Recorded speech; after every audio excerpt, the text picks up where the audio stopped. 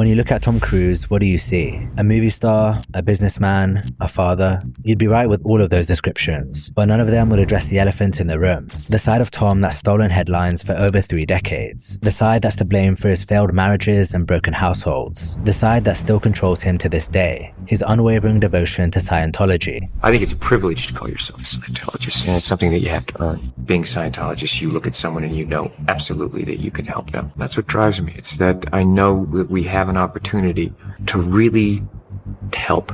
For years, Tom has been a beacon for the Church of Scientology, a religion that's shrouded in mystery and controversy. His public support for it has been the cause of concern for many, who fear the influence his words might have. Some see him as a loyal advocate, while others view him as a figurehead for a much darker agenda. But regardless of his specific role, one thing is clear: Tom is a true believer. It makes you wonder, what is it about Scientology that's kept him at its side all these years, even when the world questions its practices? How exactly did a Hollywood superstar become so deeply entangled with a religion often referred to as a cult, and what price has he had to pay for his devotion?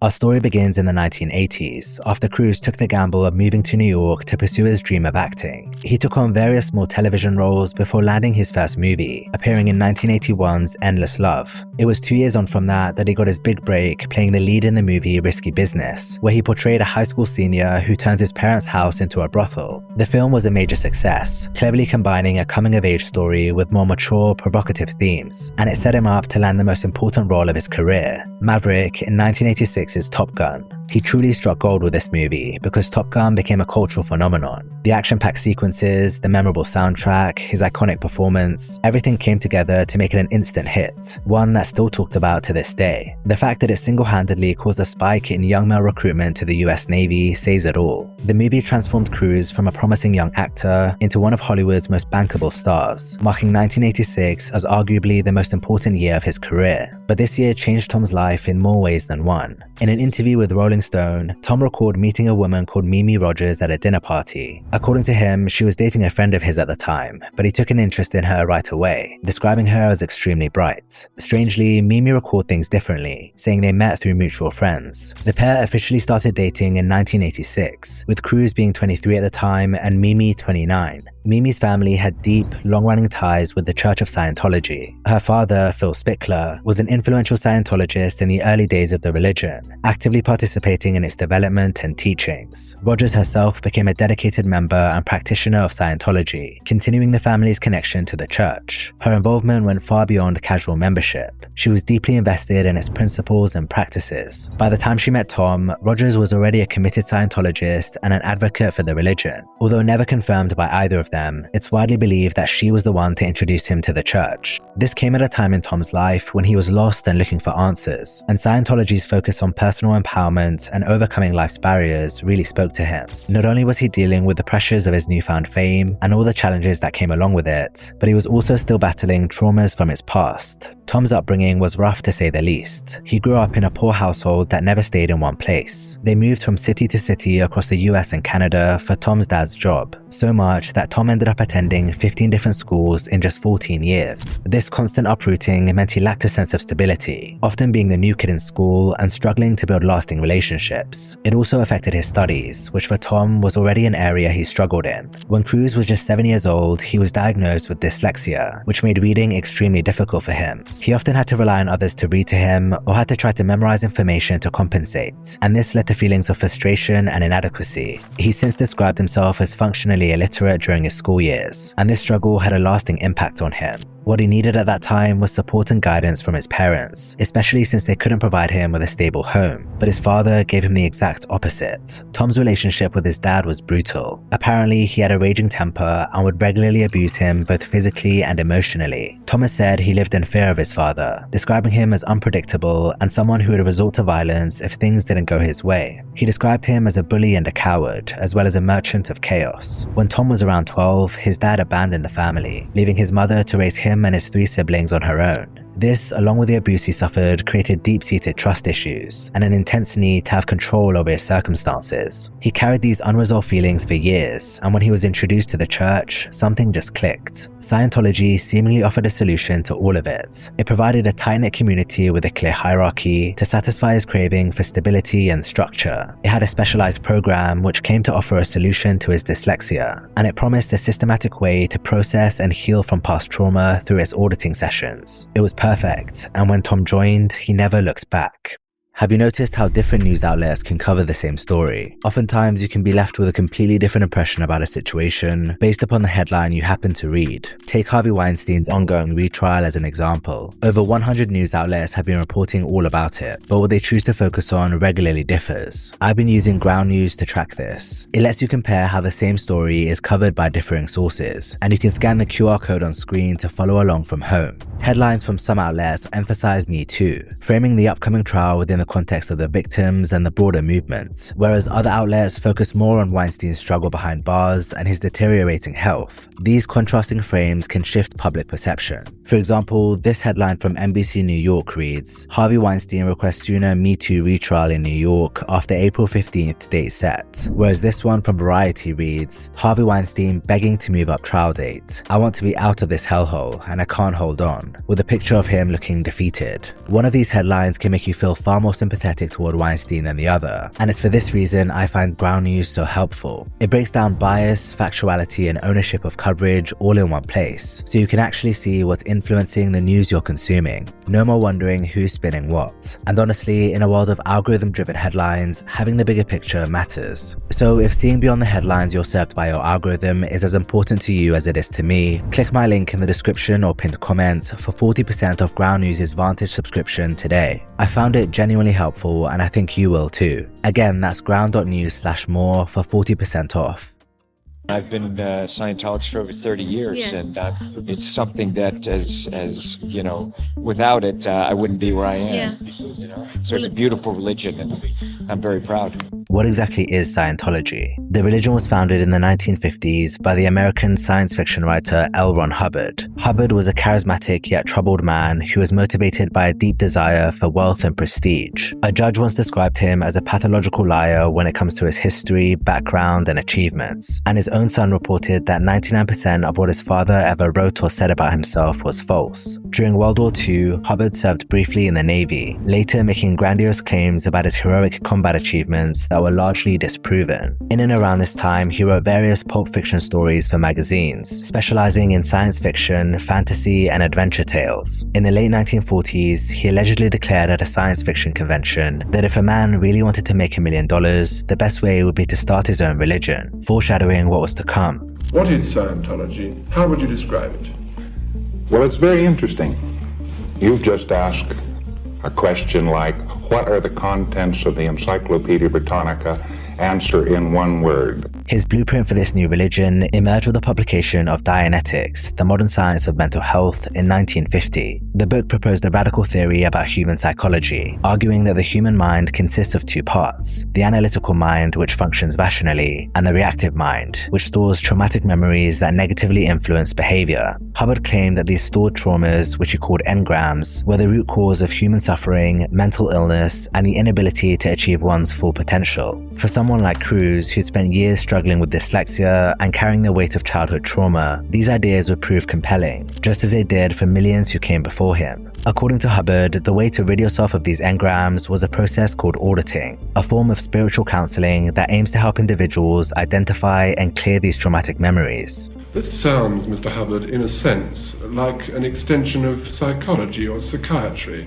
Can you comment on that? Psychiatry has to do with the insane, and we have nothing to do with the insane whatsoever.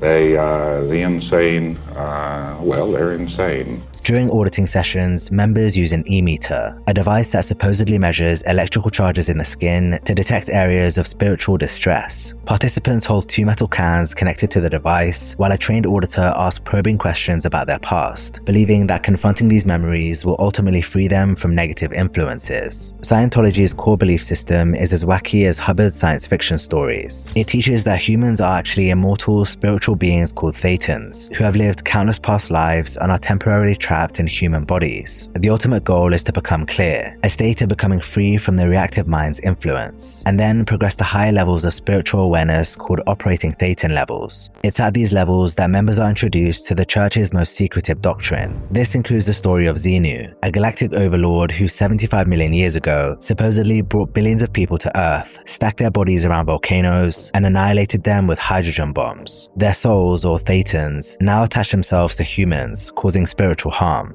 Hubbard taught that only through Scientology's teachings could someone rid themselves of these ancient spirits. Okay, first, what was wrong with you was just your reactive mind.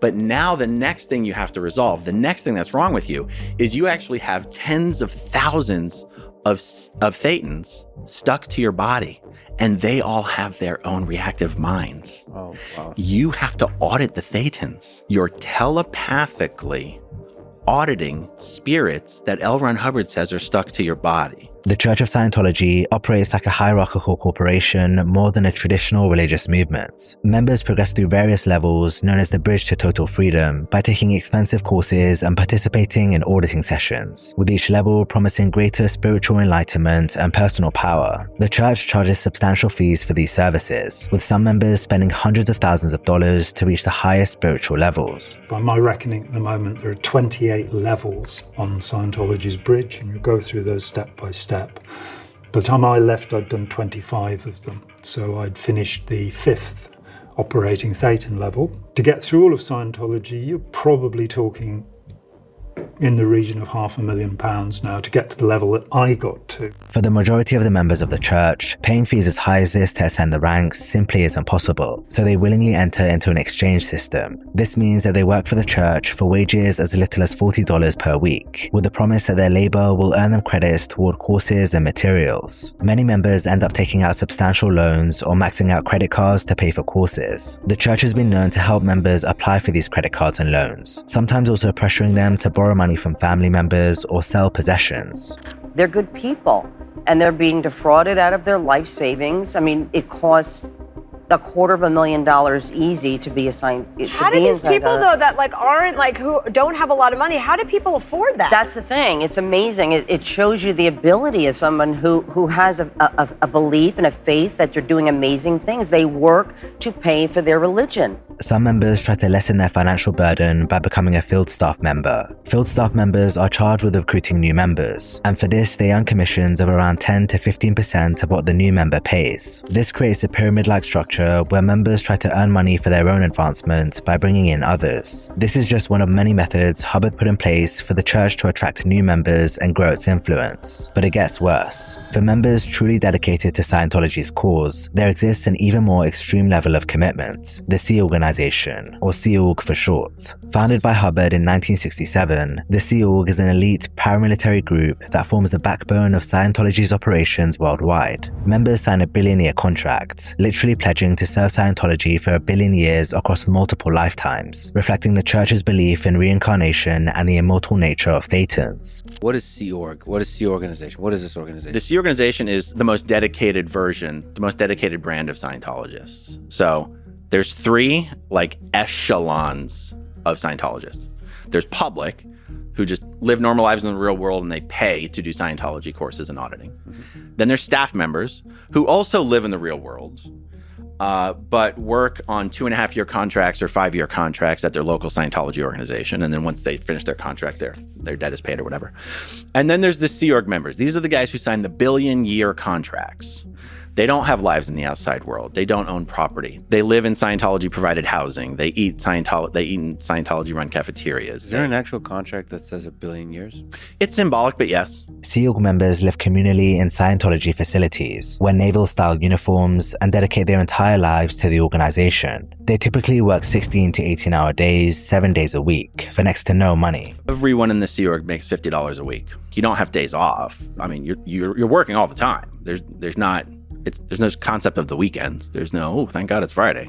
Friday's just another day. Their living conditions are bleak, with multiple people sharing cramped, dormitory-style rooms, and their meal times and personal activities are strictly regulated. They're restricted in almost every aspect of their life, and this includes limitations on having children. You're not allowed to marry or date someone who's not in the Sea Org.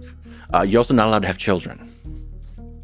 with anybody outside of Sea Org or in general? You're not allowed to have children. You're expected to have an abortion and stay in the Sea Org because it's the greatest good for Scientology. Former members have described harsh punishment systems for those who break rules, such as having to perform manual labor, socially isolate, and undergo intense auditing sessions. Despite this incredibly oppressive lifestyle, the Sea Org is presented by the church as the highest calling one can answer, presumably because without it, Scientology would fall apart. If you try to leave, especially after reaching its upper ranks, the church doesn't just let you walk away. Defectors have described being stalked, harassed, and intimidated for speaking out. Some report being followed by private investigators, hit with lawsuits, or threatened with fake stories and lies designed to ruin their reputation. It was put about that I was a recovered heroin addict. I've never taken heroin in my life. I was a rapist. I'd attempted murder. I'd molested children. These are standard stories that are told about critics of Scientology. They're made up. It was incredibly destructive. It took me 17 years to recover my physical health.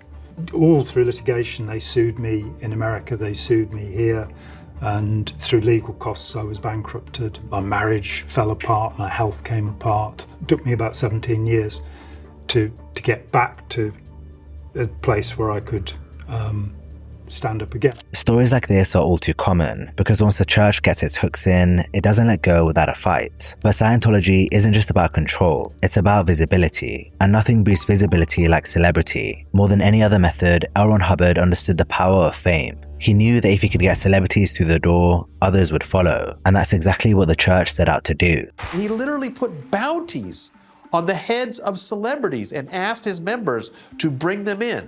They didn't have very much success at first. Up your nose with a rubber hose. But then in the 1970s, they started to get people like John Travolta and Kirstie Alley. In the 1980s, they got Tom Cruise. And they knew that this was a key to getting a better, public image for Scientology. The church openly shows how much they value their celebrity members above their other members for the sole fact of the attention they bring. One of the most visible examples of this is the network of celebrity centers, Scientology branches specifically created to serve actors, athletes, and business leaders. The centers offer a distraction-free and secure setting with access to amenities such as venues for the production of theatrical performances, literary readings, and concerts. The target was to find celebrities, recruit celebrities, and use them to promote Scientology. That's how John Travolta and Chick Corea and quite a lot of other people became involved. Tom Cruise's arrival marked the dawn of a new era for the church, coming just as it faced a turning point in its history. In 1986, L. Ron Hubbard died, leaving behind a power vacuum at the top of the organization. Into that void stepped a young man named David Miscavige. Just 25 at the time, Miscavige had spent years climbing the church's ranks, working closely with Hubbard during his final days. That proximity gave him the leverage he needed, and through strategic maneuvering and the quiet removal of rivals, he established himself as Scientology's undisputed leader. Religion is about the spirit, and Scientology deals with the spirit. We are in the tradition of the much older religions, Buddhism, Hinduism, helping the person as a spiritual being improve himself. That is what religion is about. That is why this is a religion.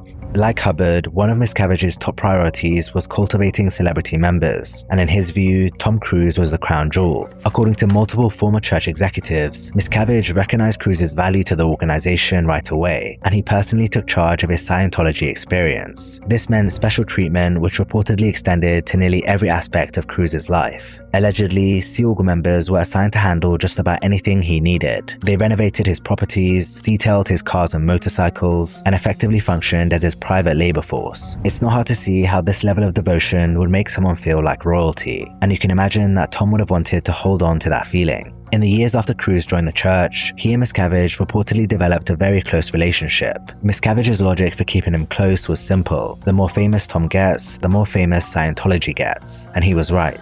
In the late 80s and early 90s, Cruise's Hollywood career reached new heights. Following the success of Top Gun, he delivered a string of critically acclaimed performances. Rain Man, Born on the 4th of July, Days of Thunder, A Few Good Men, The Firm. These movies were all box office hits, and they solidified his status not just as a leading man, but as an actor with undeniable range. He was crossing over from being a movie star into being an icon. The good looks, the charm, the success, all of it made Tom someone women idolized and men wanted to be. But something dark was festering in the background, and as time went on, it became harder and harder to ignore.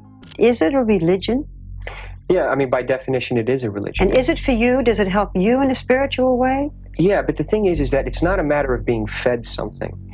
And it is not someone telling you how to live your life. It is not someone feeding you what is real for them. It is what is real for you. It is a self-exploration. Does it bother you that it is considered so controversial, that it is considered a cult, that it has been investigated? I'm not telling you anything you don't know. No, it doesn't. For me, I don't care. It doesn't affect me at all. It doesn't matter to me. Whatever anybody thinks or what they don't know, I know what I know. It was in the early 90s that Tom went from being a quiet member to an outspoken believer. He started talking publicly about Scientology, praising the positive impact it had had on his life. He credited L. Ron Hubbard's study technology with helping him overcome his dyslexia, claiming it allowed him to finally learn to read and accomplish many of his childhood dreams. There's a study technology that he developed, and I took the course on it. And it really basically teaches someone how to study. And I took this course, and I apply that technology, when I study and when I read and when I work on things. And I realize that I'm not dyslexic. And it was actually, it actually has changed my life in that regard, because I am now able to study and learn at such a rapid, high rate. And my comprehension is absolutely incredible. At this point, Tom was very far down the Scientology rabbit hole. It's hard to say exactly how much he knew about the dark things going on in the church, but given his position and level of access, he probably knew more than you might think. Publicly, he spoke about Scientology as if it were a force for good, a system that had changed his life for the better. But then, almost without warning, he began to pull back. You see, in 1989, while filming Days of Thunder, Tom met Nicole Kidman. At the time, she was a rising actress from Australia with striking features and serious talent. Sparks flew almost immediately. In January 1990, Tom divorced Mimi Rogers, and by December of that year, he'd married Nicole. While Mimi had been a committed Scientologist, Nicole wasn't. After their wedding, she reportedly joined the church, at least on the surface. But according to multiple former high-ranking members, she never fully bought in.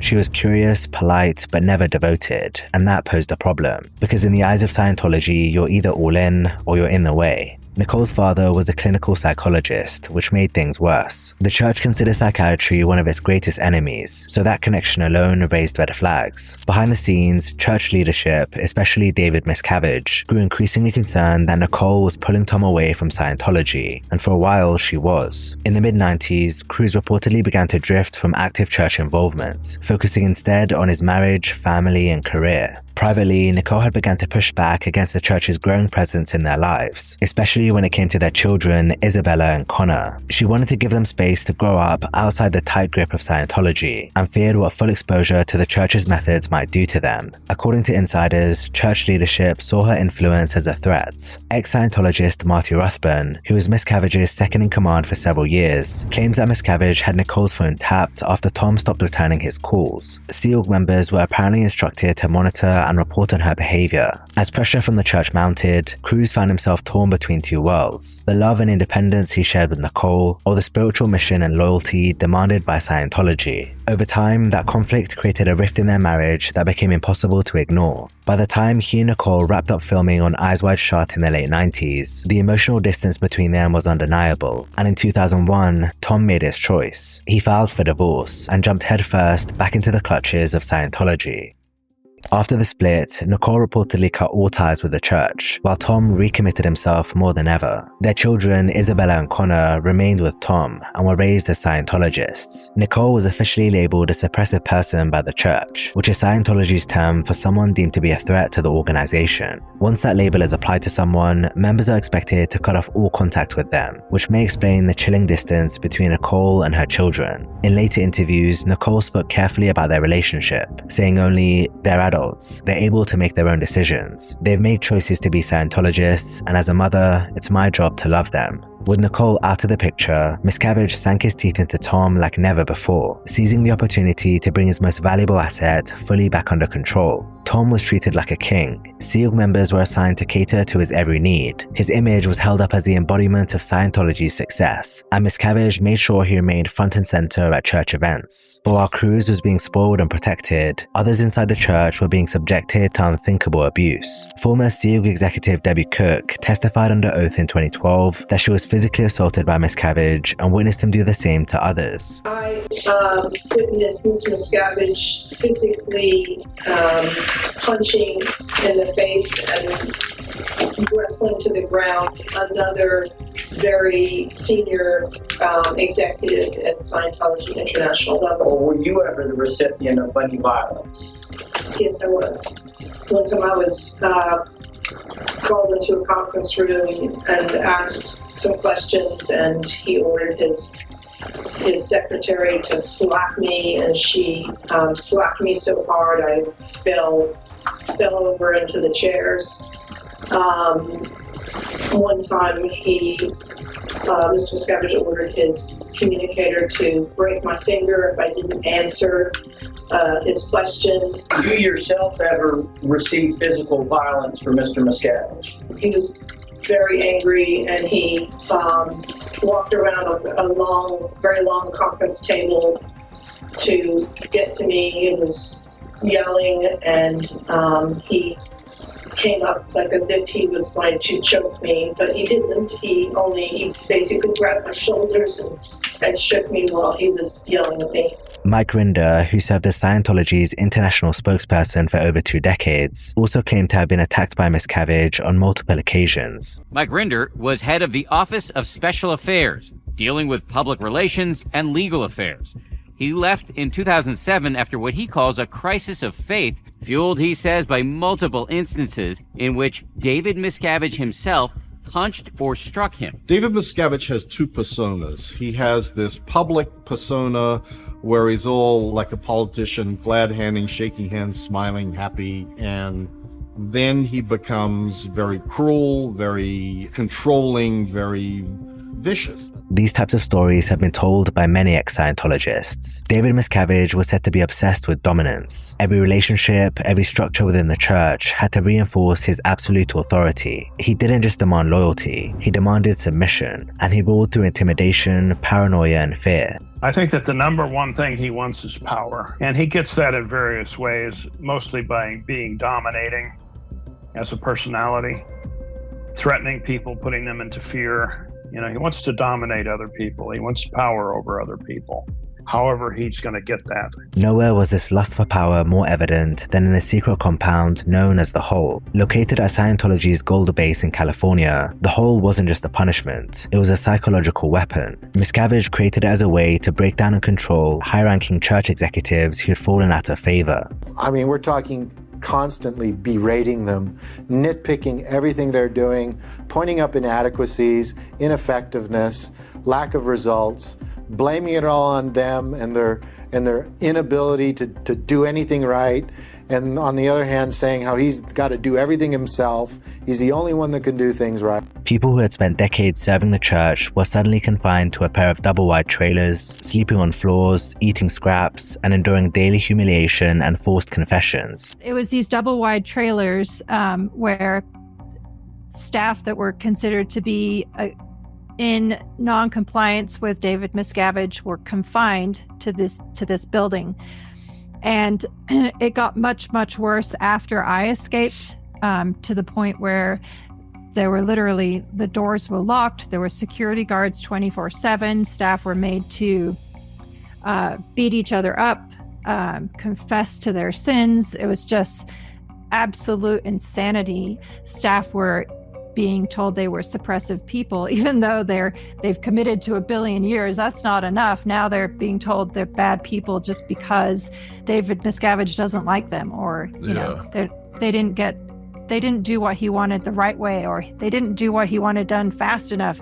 Could be anything. One of the people sent there was Debbie Cook. After questioning Miscavige's leadership, she was thrown into the hole for weeks. It had bars in the windows, and the one entrance was guarded by security 24 hours a day. There was over 100 top Scientology international executives that had been put there. You ate there, you slept there on the floor, and you never left. In her sworn testimony, Cook described being forced to stand in a trash can while other executives surrounded her and screamed insults. She was slapped, denied proper sleep, and assigned degrading tasks like scrubbing floors with a toothbrush. When she tried to leave, she was physically restrained and told she couldn't go, effectively imprisoned by the church she'd served for decades. No one was safe. Even Miscavige's own niece, Jenna Miscavige Hill, has spoken of how she was indoctrinated from childhood, separated from her parents, and subjected to years of mental control and emotional abuse before eventually escaping the church. When I was 9 years old, I did what Scientology calls a purification rundown, where I had to be in a sauna for 5 hours a day. Yeah, and I would get like bloody noses even, but you have to keep going until you achieve whatever it is they want you to. Like, you have to voice something that's the result of that program, or else you have to keep doing it, basically. Jenna's story was just one more example of the oppressive system Miscavige created. For Cruz to be so closely aligned with a man accused of such cruelty was troubling, but over time, Tom began to reveal a darker side of his own. In the years following his recommitment to Scientology, his interviews started to feel different, more intense, more forceful, and at times a little unhinged. For example, in a 2004 appearance on The Late Show with David Letterman, Cruz casually recorded a flight training incident in which he cut off a man's oxygen.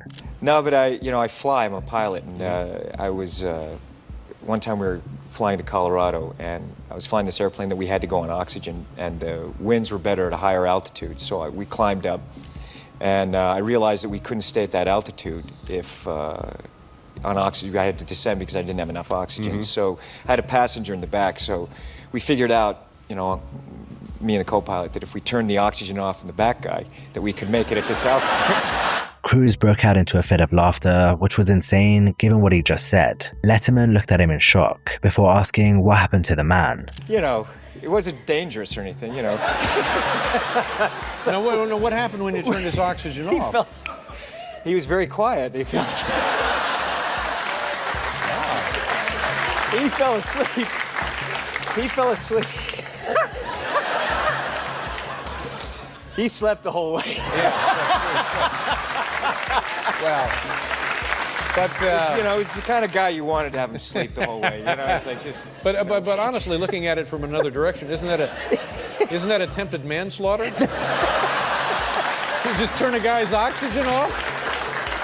You're lucky you're not doing time, for the love of God. He woke up. He did wake up, yeah. When we were landing on descent, he.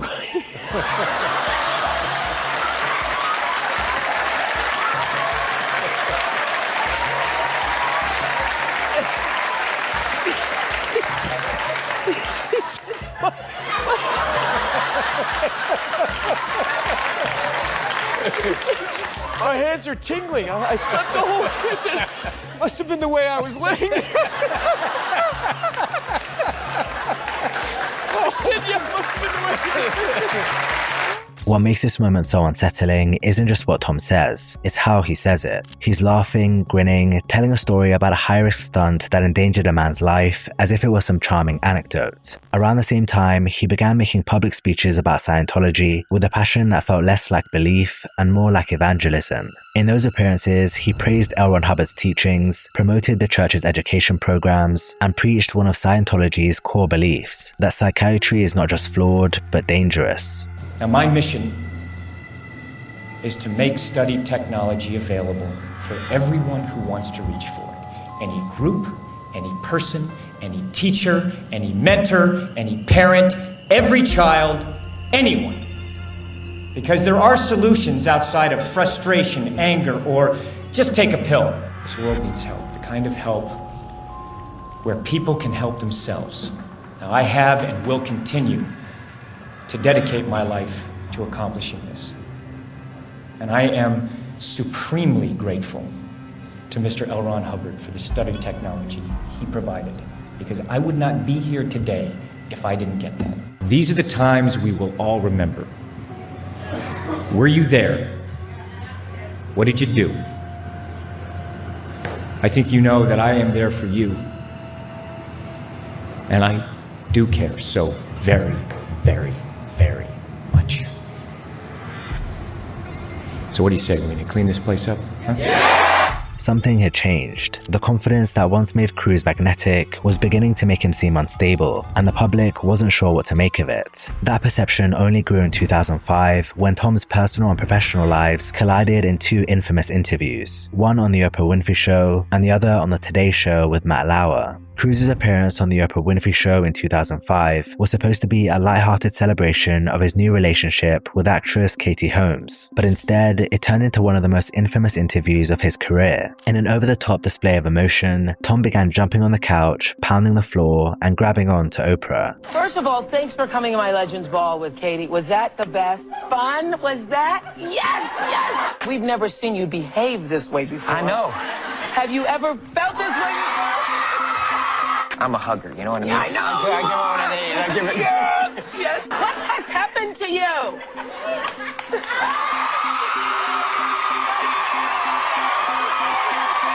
how I feel about it.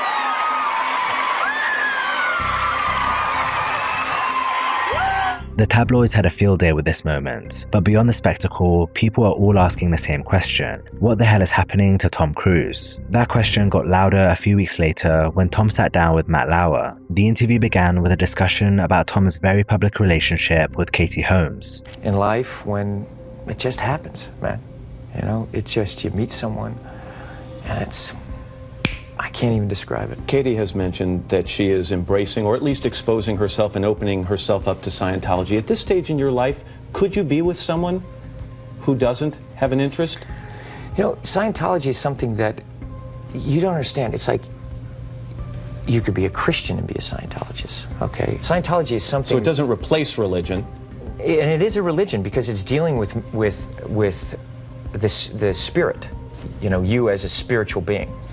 And it's something that there's tools that you have that you apply to your life. Later in the interview, when Lauer brought up Tom's criticism of actress Brooke Shields for using antidepressants to treat postpartum depression, Tom launched into a passionate and confrontational tirade about the dangers of psychiatry. He dismissed antidepressants as harmful, called psychiatry a pseudoscience, and insisted there was no such thing as a chemical imbalance. I've never agreed with psychiatry. You gotta understand, I really care about Brooke Shields. I think here's a wonderful and talented woman. And I want to see her do well. And I know that psychiatry is a pseudoscience. This wasn't just an actor with a strong opinion. It was a man reciting the doctrine of his church on live television. And when Lauer pushed back, Tom doubled down. But Tom, if she said that this particular thing helped her feel better, whether it was the antidepressant or going to a counselor or a psychiatrist, isn't that enough? Matt, you have to understand this. Here we are today, where I talk out against drugs and psychiatric abuses, of electric shocking people, okay, against their will, of drugging children with them not knowing the effects of these drugs. Do you know what Adderall is? Do you know Ritalin? Do you know now that Ritalin is a street drug? Do you understand that? The difference is this was not Matt, against Matt, her I'm will, asking, though. Matt, But this wasn't I'm against asking you a Brooke's question. will. Matt, I'm asking you a question. I understand there's abuse of all of these things. No, you see, here's the problem. You don't know the history of psychiatry. I do. Aren't there examples, and might not Brooke Shields be an example of someone who benefited from one of those drugs? All it does is mask the problem, Matt. And if you understand the history of it, it masks the problem. That's what it does. That's all it does. You're not getting to the reason why. There is no such thing as a chemical imbalance.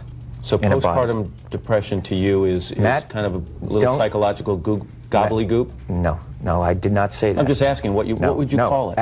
Matt, that is, now you're talking about two different things. But that's what she went on the antidepressant for. But what happens, the antidepressant, all it does is mask the problem. There's ways of vitamins and through exercise and various things. I'm not saying that that isn't real. That's not what I'm saying. That's an alteration of what I'm saying. I'm saying that drugs aren't the answer, that these drugs are very dangerous. They're mind-altering, antipsychotic drugs. At this point, Tom's behavior was raising all kinds of alarm bells. He'd become a living, breathing mouthpiece for Scientology, and this time there was no going back. Do you think he will ever leave the church? I hope so, because people who knew Tom before he was fully brainwashed say that he was a sweet and loving person, and he's turned into something else, something unrecognizable to people who have known him. Unlike Nicole Kidman, who'd quietly resisted the church's influence, Katie Holmes seemed to be buying in. When she and Tom met in 2005, Holmes was a rising star, fresh off the success of Dawson's Creek. She was young, wide-eyed, and infatuated by the older, world-famous, and powerful Cruise. I'm so happy I can't restrain myself. That's how I feel. You know, she's really an extraordinary woman, and I'm really, really happy. I am so happy. You know, I am so in love. I feel like the luckiest woman in the world.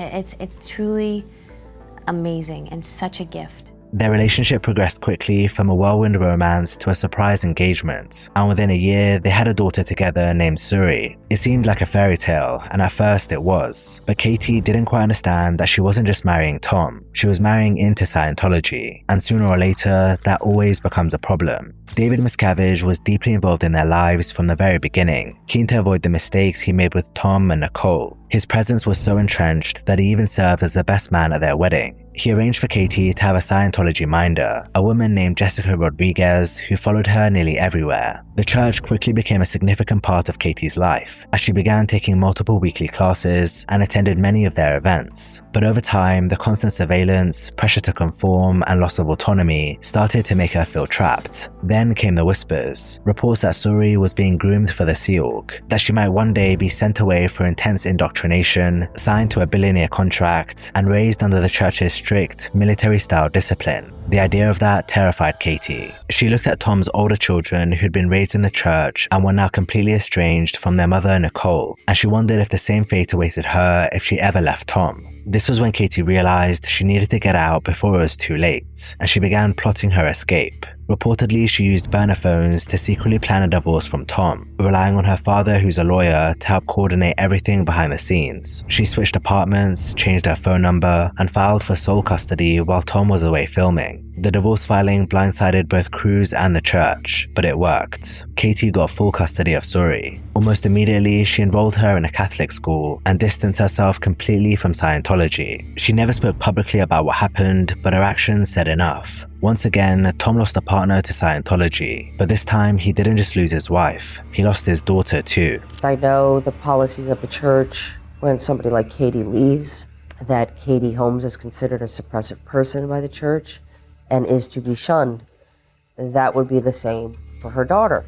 I would hate to see him continue to give up real relationships for something that is not good and that is not decent. Over the years, Scientology gave Tom structure, identity, and a cause to believe in, but it also cost him more than most people realize. 2 marriages ended, 2 children alienated from their mother, and 1 daughter he never sees. The price of his devotion has been insanely high. He's still one of the biggest movie stars on the planet, still doing death-defying stunts, still filling theaters, still flashing that big smile for the cameras. But behind all that, there's a man who spent decades in service to something that former members describe as a dangerous cult. A man whose childhood trauma, the unstable home, the abusive father, the constant moving, led him straight into the arms of an organization that promised safety but demanded everything in return. The Church of Scientology didn't just use Tom, it consumed him. He became its symbol, its champion, its golden boy. And he remains so to this day, protected from the darker side of it all by layers of privilege and special treatment. And the most disturbing part, the boy who once feared his father's unpredictable rage now willingly serves at the side of a man accused of similar violence. The child who craves stability now clings to the very system that's destabilized his personal life over and over again.